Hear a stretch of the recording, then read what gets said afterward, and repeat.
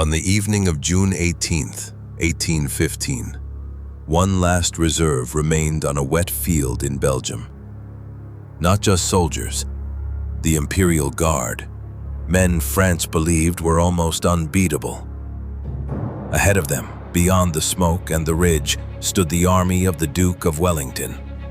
To their right, Blücher's Prussians were closing in. And behind the Guard waited the man who had changed the map of Europe for 20 years. Napoleon Bonaparte. He had returned from exile only months earlier. He had become emperor again. And now one attack would decide whether he could reclaim Europe or lose everything for good. Napoleon had fewer men than the full coalition gathering against him. That meant he could not afford a long war. He needed to destroy the two nearest armies before the Russians and Austrians arrived. First the Prussians, then Wellington, then Brussels, political shock, and perhaps negotiations on his terms. The plan was risky, but it was built on what Napoleon did better than anyone else: strike his enemies before they could unite. By evening at Waterloo, that plan was dying with his army. Waterloo is often called the battle that destroyed Napoleon. But it was not the story of one mistake, one rainstorm, or one failed order. It was a chain of decisions. An incomplete victory 2 days earlier, lost hours in the morning, a farm that swallowed thousands of soldiers, cavalry charges without infantry, and an allied army the French failed to stop.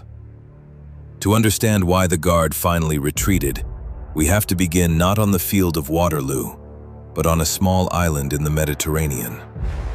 In 1814, Napoleon was defeated, forced to abdicate, and sent to Elba. To Europe, it seemed that the age of the Napoleonic Wars was over.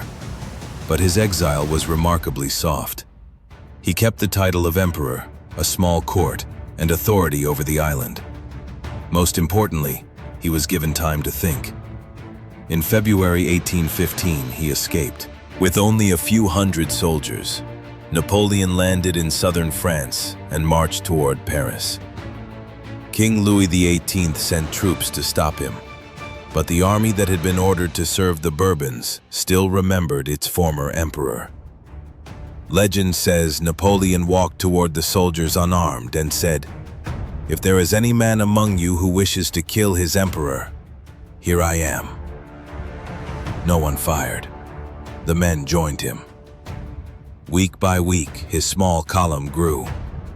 The king fled Paris. On March 20th, Napoleon entered the capital again, almost without a fight. But Europe had no intention of giving him a second chance. In Vienna, the great powers were trying to build a new order after 20 years of war. News of Napoleon's return made their argument suddenly simple. Britain, Prussia, Austria, and Russia declared him an outlaw and began raising armies. Their goal was not simply to defeat France. Their goal was to remove Napoleon forever. He knew he could not wait. The huge Russian and Austrian forces were not yet on the French frontier. But two armies were already close. In Belgium, Wellington's Anglo-Allied army and the Prussian army of Field Marshal Blücher. Napoleon's plan was brilliant and dangerous. He would move through Charleroi, drive between Wellington and Blücher, and defeat them one at a time. If the Prussians were destroyed, Wellington would have to fall back toward the sea. If Wellington was defeated, Brussels would fall. And if Brussels fell quickly, European governments might fear another long war and begin to talk. Napoleon was not trying to conquer the whole continent in one summer.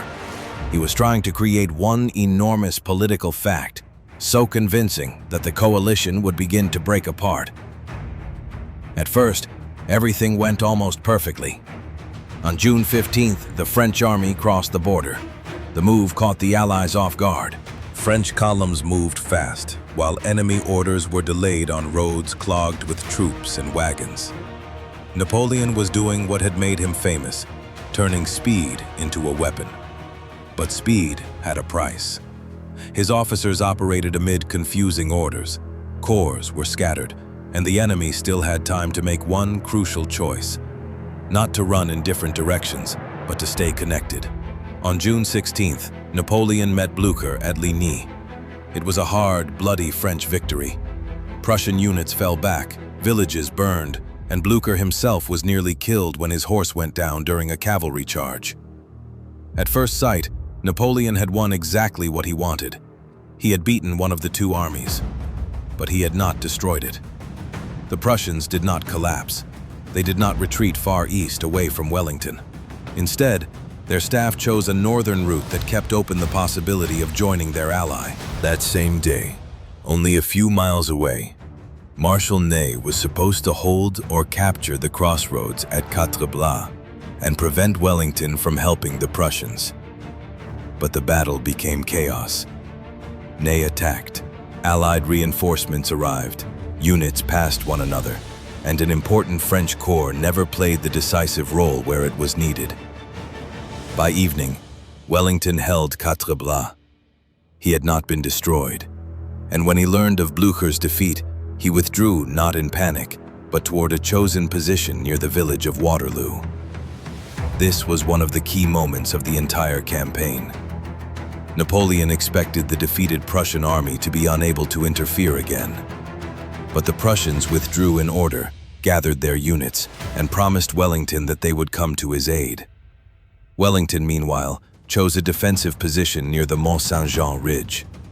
He could have withdrawn farther toward Brussels, but that would have weakened his link with Blücher. He chose to stand, on one condition: the Prussians had to come.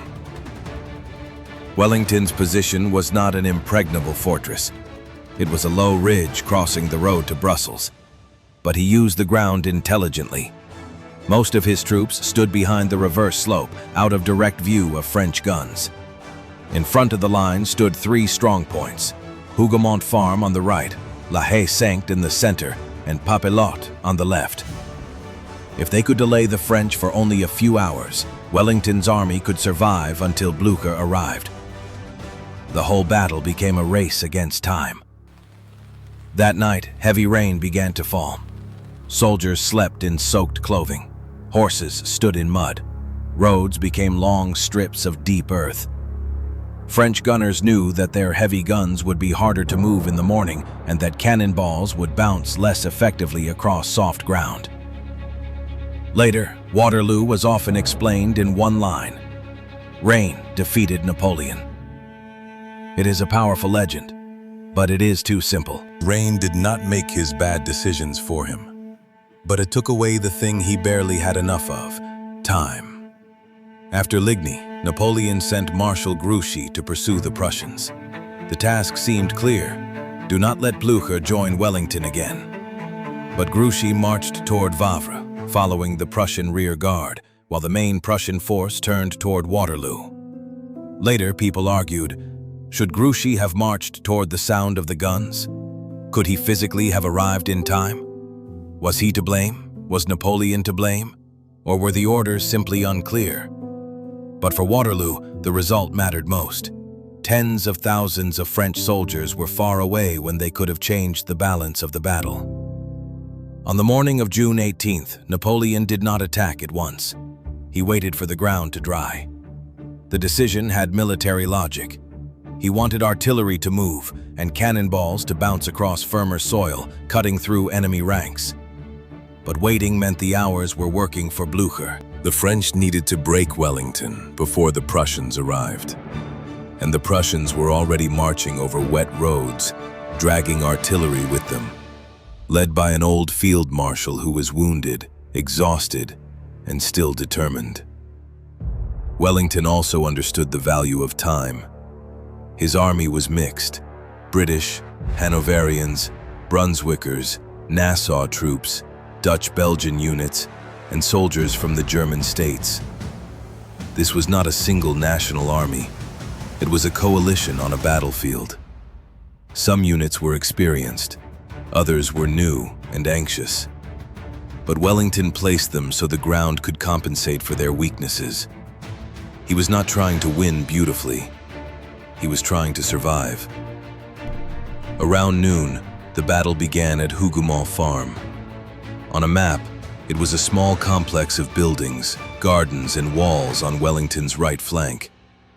But in reality, Hougoumont was a fortress made of stone, trees, narrow passages, and barricades. The first attack was supposed to draw Allied forces to the right and weaken the center.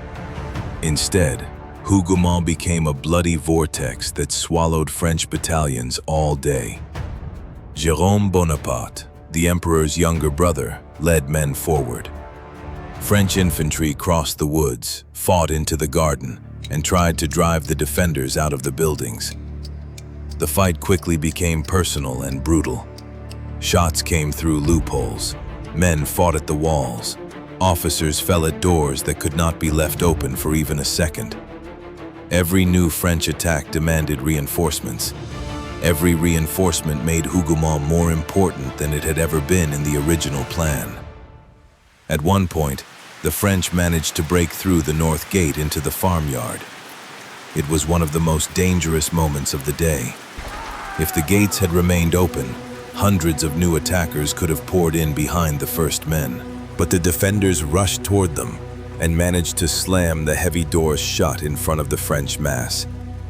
Only a small group of attackers remained inside. Almost all were killed or captured. Hougoumont survived, and the French army was already spending strength it would need elsewhere. By evening, the buildings were burning, the gardens were covered in bodies, and thousands of French troops were still fighting over a few acres of ground. Hougoumont did not decide the battle by itself, but it revealed a central French problem. Attacks came one after another, instead of as one coordinated blow capable of breaking the entire line. Wellington held the farm. Napoleon gained no decisive result, and time continued to disappear. While Hougoumont was burning, French guns opened fire on the Allied center. Napoleonic artillery was one of the deadliest tools in Europe. On dry ground, heavy cannonballs could bounce along the earth and tear through several ranks at once. But at Waterloo, the soil was still soft. Many shots buried themselves, losing much of their force. And Wellington's soldiers stood behind the reverse slope, where they were harder to see and hit. The bombardment caused losses, but it did not break the line. Then came d'Erlon's attack. Thousands of French infantrymen moved forward in dense masses. Ahead of them lay the slope, and at its crest stood Wellington's army. Their task was simple: break the Allied center and left center, tear open the line, and open the road to Brussels. The columns looked terrifying. They advanced through fire, struggled through mud, and pushed back forward troops. For a few minutes, it seemed that the French blow might crack the defense. But Wellington was waiting behind the ridge. When the French columns came close enough, the Allied infantry rose and fired at almost point-blank range. This was not one British moment. Units from different coalition armies shared the defense. Some faltered, others held. Others came forward to support them. Together, they turned the ridge into a wall of fire. The French columns were deep and dense. That helped them advance under fire at a distance, but at the top of the slope, it made the men an easy target. Then something hit them that they did not expect. Wellington's heavy cavalry launched a counterattack. Horsemen smashed into the flanks and front ranks of the French columns. Infantry, already shaken by volleys, began to break. Flags fell. Men tried to turn back through a crowd too dense to move quickly. The attack became one of the most dramatic cavalry blows of the battle. The French offensive surge was stopped. But that success came at a cost. Allied horsemen rode too far, became scattered, and ran into a French cavalry counterattack. As the surviving riders returned, many had been killed or wounded. The cavalry that had saved the line at a critical moment could no longer act with the same power. It was another lesson of Waterloo. A successful charge could win a few minutes, but it did not necessarily win a war. Napoleon still had guns, cavalry, reserves, and numerical strength on the immediate field. But on the horizon, to the right of the French line, dark masses of troops began to appear. The Prussians were coming. Around the middle of the day, Marshal Ney saw movement behind Wellington's line. It may have been wounded men, wagons, or units changing position. In the most common version of the story, Ney believed the Allies were beginning to retreat. If an enemy line is truly breaking, cavalry can turn withdrawal into rout. But if the line still stands, cavalry without infantry and artillery support risks charging straight into a wall of bayonets. Ney ordered the attack.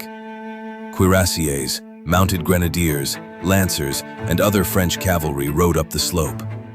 Wave after wave, thousands of men and horses. It was a sight capable of breaking an inexperienced army before the first blow landed. The ground shook. Metal flashed through the smoke. Trumpets and drums vanished beneath the thunder of hooves. But Wellington did not order his army to run. He ordered it to become squares. An infantry square was a simple and terrifying form of defense. Soldiers stood in a box several ranks deep, bayonets pointed outward. Horses did not want to throw themselves into a dense wall of steel. A rider could fire or slash at the edge, but he could not easily break the formation. French cavalry circled the squares, charged, withdrew, and came again. At times they captured a gun, but without infantry they could not hold it for long, and they could not destroy men who kept their formation. Instead of a breakthrough, there was a series of costly blows against a locked door. The attacks came again and again. Each one demanded more horses, more officers, more strength. French cavalrymen fought bravely. Some reached the very squares, slashing sabers against bayonets and trying to make the soldiers break. But Allied discipline, artillery fire, infantry counterattacks, and the lack of coordinated support turned these charges into a disastrous expense. Ney was not a coward. He was not a talentless man. But on this day, his courage became a weapon France spent for nothing. Then the threat became real. Prussian troops began arriving near the village of Plancenoit on the French right. Their march had been difficult, washed-out roads, exhaustion after Ligny, delays, and fighting with French screening forces. But they arrived. For Napoleon, this was the worst possible outcome. He had to keep pressing Wellington in front of him while sending men to the right to stop the Prussians from turning his army. His reserves now belonged to two different wars. At Plancenoit, a separate battle began inside the larger one. Prussians fought into the village. French troops counterattacked. Houses changed hands. Napoleon had to send more and more units there, including guard troops he would rather have saved for the decisive blow against Wellington. Waterloo was no longer a duel between Napoleon and Wellington. It was becoming a battle in which the coalition proved its greatest strength. One ally could hold on while another came to help. Meanwhile, the French finally gained an important success in the center. After a long defense, La Haye Sainte fell. Its defenders, including soldiers of the King's German Legion, had fought for hours and had nearly run out of ammunition. Now French artillery could move closer to Wellington's center. French skirmishers gained better positions. The Allied line was exhausted, thinned out, and under enormous pressure. For a few minutes, Napoleon saw a chance again. Wellington's army was on the edge. Many battalions had lost men. Ammunition was running low. Cavalry was battered. Hougoumont still held, but the center was exposed. Wellington was later credited with saying, "Night or the Prussians must come." Whatever the exact words, the meaning is true. He was not waiting for a beautiful victory. He was waiting for the moment when pressure on his line would ease because Blücher struck the French right. And that moment was close. Napoleon still had one last instrument. The Imperial Guard was not merely elite. It was a symbol of his power, discipline, and past victories. As long as the Guard remained in reserve, The French army believed the emperor had an answer to every crisis. Now he chose to send it into battle. The target was Wellington's center and left center on the ridge. If the Guard broke the line, the French army could reach the road to Brussels and perhaps force Wellington to retreat before the Prussians finally tipped the balance. The Guard moved forward at dusk. For French soldiers, this was meant to be the moment of salvation.